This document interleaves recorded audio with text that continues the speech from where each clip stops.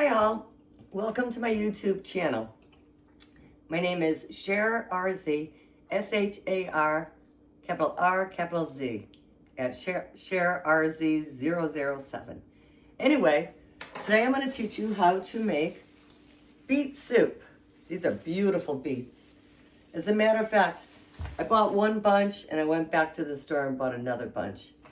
Now, just to give you a brief background, beet soup, or borscht, as they call it as well, is from Ukraine, which is in between Poland and Russia.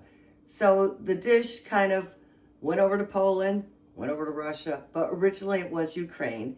And our mother and father were of Polish descent, third generation, but I remember her making beet soup. And the thing I gotta say about beets is originally beets locally here in Connecticut are the best you can get because, of course, farm fresh is best. But the grocery store has them, and I went and I asked them, you know, where are they coming from now? And she said primarily now because it's cold here, it's February, they're coming from California and Arizona. But the thing about beets is they refrigerate really well. So if you don't get around to making the soup, they'll be okay. The greens will get a little wilty, but that doesn't matter because they're going to go right into the soup anyway. Beets, I looked into it. There's just organic beets. There are so many vitamins in it. There is vitamin C. There's B9. There's iron. There's fiber. They improve blood flow, memory content, reduce inflammation. Maybe I should make beet juice or something like that. But you could do that as well. I looked at a can of beets and I looked at the ingredients on that. There's only like 2% fiber on it and 4%, what's that? Oh, I don't have my glasses on, sorry. 2% carbohydrate, 4% fiber, and a ton of sodium. Just like all your canned goods, that's the thing with it is, there's a lot of sodium in it. I mean, if you really want to skimp and rinse them or buy the low salt version and make it beet soup with canned, you could try it, but you know, fresh is best, and there's no two ways about that. But I'm going to run you through the ingredients overall, quick view before I start chopping. Basically, I have dill, and I have fresh dill. Fresh dill, you can store it in a damp paper towel, in a container, in a fridge, you might get a week out of it. As a backup, because I couldn't even find very much fresh dill at my grocery market, I did buy some dill weed, not seed, weed. And boy, this stuff is pricey, but it goes a long way. And you could also put it on your salad with your cucumbers and your lettuce, and it'll give it a nice dill taste with the oil and vinegar. Also, a little white vinegar, garlic, onion or two, couple carrots, 2 or 3, some celery, probably 2 stalks, and I would use the leaves, put them right in. Few potatoes, these are going to be peeled. What else we got here? Oh, I've got some beef stock. Now, I make my own beef stock, which is basically, you could use bones, but bones are really expensive. But if you take a big can of beef stock and add celery, carrots, and onion to it and reduce it by half, you've got a pretty damn good beef stock. And I freeze it right in the freezer in containers like this. And when I need it, I thaw it out. And this is enough for a soup. You could freeze it in smaller containers, of course. What else we have? Let's see. Oh, sour cream for at the end. And pork chops. So I'm gonna take a minute and I'll be right back. Oh, one thing you wanna do, getting back to the beets, is because they're a root vegetable, you wanna rinse them. And rinse the leaves, put them in a colander in the sink, maybe pat them off with a paper towel, because we gotta peel these babies, and boy, they are messy. So anyway, let me get started, and then I'll be right back. Just a quick shop at the local grocery store here. The price of meat is ridiculous. However, pork, much more affordable. Oh, one other thing is when you start handling the beets, you want to wear rubber gloves. Now, I should have disposable little plastic ones, but this is all I have right now, so this will do. And we're going to peel the beets raw. Okay, be right back. Before we peel the beets, we're going to take a knife and we're going to cut it right down at the bottom of the, in between the beet and the stem, because we are going to use the stems and the greens in the soup. I just wanted to zoom in on the counter right here. Everything's all over the place. What a mess. I got the beets peeled though. Ended up with 1, 2, 3, 4, 5, 6 beets. Now I'm going to clean all this up and dice and chop what we need. And the French term for that is called mise en place. Everything in its place. So it looks messy now, but wait till you see the next clip. I better get started. Well, okay. Doesn't this counter look a whole lot better than it did before? I got everything all chopped up in the bowls, and I'll show you in just a second each one. Oh, by the way, I forgot to mention in the beginning, the reason why I'm not wearing my white chef shirt is because of beets. I chose the red flannel, kind of on the older side, so if I get beets juice on it, no problem. I'm not wrecking the white shirt. So in this bowl, we have the chopped up beets and the beet greens. And I chopped them up, you know, small enough size that when you're eating soup, you know, you can fit a beet and a carrot, celery or a potato. Same thing with potatoes. All chopped up, peeled and chopped. Carrots and onions, peeled and chopped. Onion, sliced and chopped. We've got our garlic ready, our dill, white wine vinegar, beef broth. Now, like I said, if you don't make your own beef broth, you can just go buy a container of beef broth, but don't add salt if you're using container things because there's a lot of sodium. And later, I just wanted to let you know that if the soup is actually, you would like it thicker, then you can just take a little cornstarch and mix it in a little cup with a little cold water and make it into kind of a thin paste. And while the soup is hot, slowly add the mixture to the soup, and that will thicken it up no problem.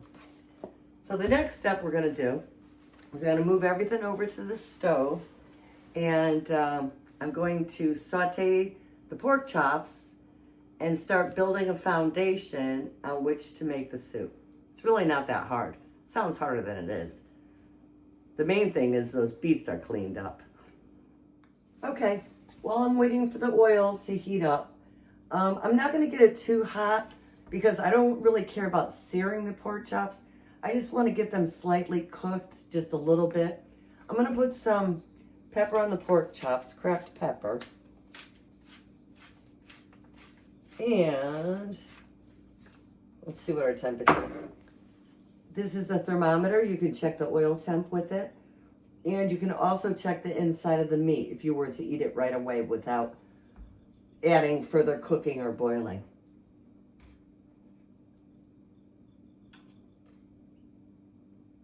All right, we're up to about 150 degrees. I think that's good. I'm gonna put the chops in there because what I really want to do is get some drippings as well as cook them.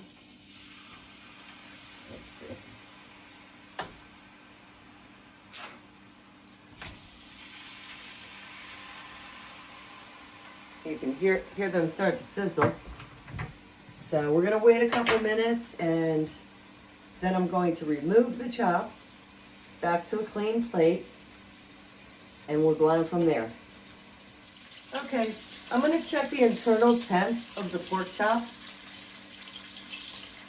And we're at like 140.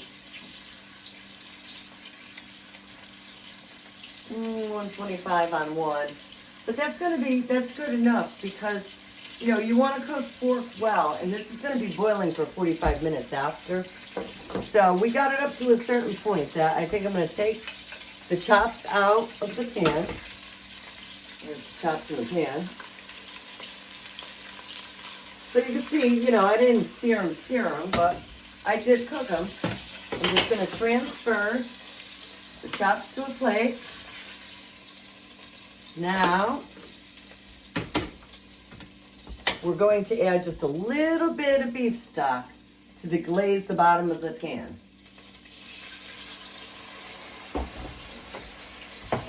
Because what you want to do is you want to get all those nice little pieces of meat that you would say, oh, the meat's stuck to the pan. Well, those are precious, precious little pieces of meat. So a little bit of the beef stock will go in. Since I'm not using any white wine in this recipe, or red wine, or port, or Marsala, we're just going to use the beef stock. So I deglaze the pan. I'm going to turn the temp up just a little bit. It's around medium right now. And we're going to add all of our chopped up onions. And we're going to let those onions cook for probably maybe 3 minutes until they're clear, translucent, clear. We're building the foundation for the soup right now. So let me let those cook a bit. Okay, so the onions are translucent now. They've kind of taken on a little, I can't see with all that smoke, right? They've kind of taken a little brown color on them because of the meat drippings, but they haven't been cooking that long. Next thing we're going to add is our chopped up celery and carrots. Now at this point, if you need to add a little more olive oil, because, you know, a lot of it has evaporated, you could do that. But what we really want to add is just a little bit of salt, because that will like kind of sweat the carrots and the celery, so the flavor starts coming out of them. Now we're only going to do this for about, I'm going to do it for 2 minutes. Okay, it's starting to look good. That was about 2 minutes. Now I'm going to add the chopped up garlic. Now remember, you don't want to burn the garlic. You just want to cook the garlic enough so you can smell the garlic. You don't want burnt garlic. You'll still taste it. You know, this is the foundation, layer upon layer. We started with the meat, then the onions, then the celery, and the carrots, and now the garlic for a couple minutes. Not even a couple minutes, like 1 minute. Because you got to remember, too, in this recipe, we're going to be adding stock and simmering for about 35 to 40 minutes. So, what I'm going to do at the same time, now that the garlic's in there cooking, I'm going to add my bowl of beets with the greens.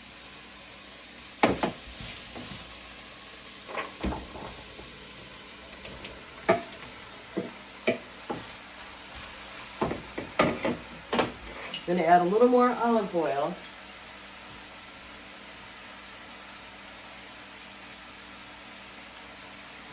And a little bit of salt, because the greens will cook down and then we'll have more room in the pan for the stock. I'm going to do a little bit of pepper, fresh black pepper.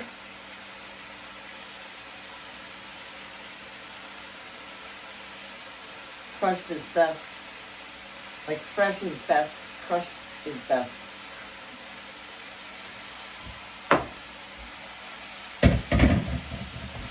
And we're just going to kind of stir fry that up a little. It doesn't take long for the greens to cook down, and that'll make for a lot more room. And it'll also give the beets a heads up, because, you know, beets take a while to cook, like 35 to 40 minutes, although we'll simmer them.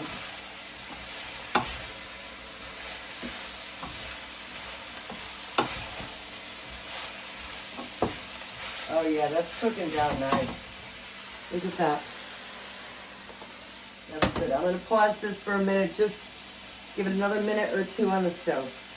I think this is just about ready for the beef stock.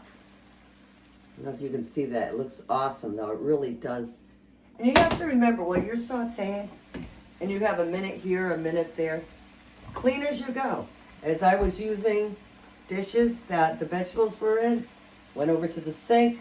Luckily, my kitchen is small, so I don't have a lot of steps to do. But now we're going to add the beef stock.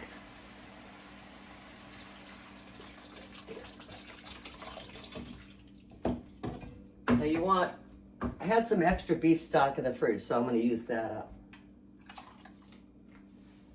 You want to add enough to just basically cover everything. The potatoes are going to go in next.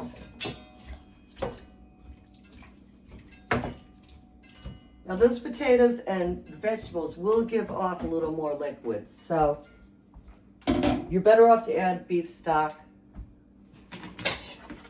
instead of water. We want to get rid of the water, not put water in.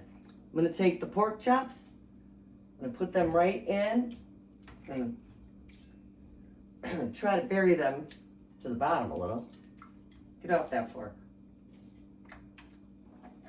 Because these pork chops have a bone in them, and that's what you want to buy, because the marrow and the bone will give off even more flavor.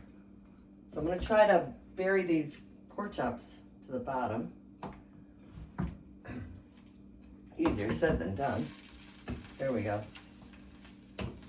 Well, at least halfway to the bottom is good. And I'm going to add our dill. Fresh dill if you have it. If not, dry dill. I like a lot of dill, so that was probably a good 2 to 3 tablespoons of fresh. Dry is about half the amount of fresh. Always keep that in mind. And, whoops, I am just going to put the cover on it. I'm going to turn it up to high to get it going. And then I'm gonna turn it down to like probably medium low, so it's a simmer boil. You could crack the top just a hair if you like, so nothing boils over. And, oh boy, I forgot 2 things. Figures, right? We're gonna add a little bit of sugar. I'm gonna just do about, what's that, like not even a teaspoon. Sprinkle that right in. Gonna add a little bit of white vinegar. I'm gonna say this is gonna be probably, well, 1.5 tablespoons. We can always adjust it later. Okay, now I'm gonna stir it up. Wow, this is looking awesome. You see if you can see it before I start simmering it. I really need an overhead camera, right? And I definitely don't want to spill that beet juice all over my floor. Okay. Covering it up. Cleaning up the rest of the kitchen, which there's hardly anything else to do. And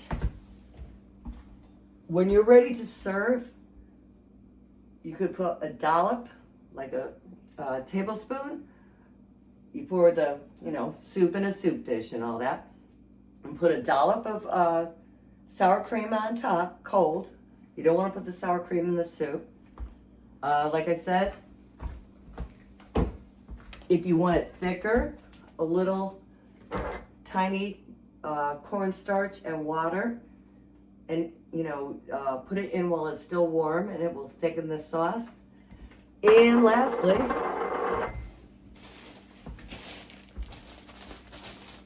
your dark bread. I prefer seeded rye. They have seedless rye. They have, really high-end Jewish rye. This is just a local market rye bread.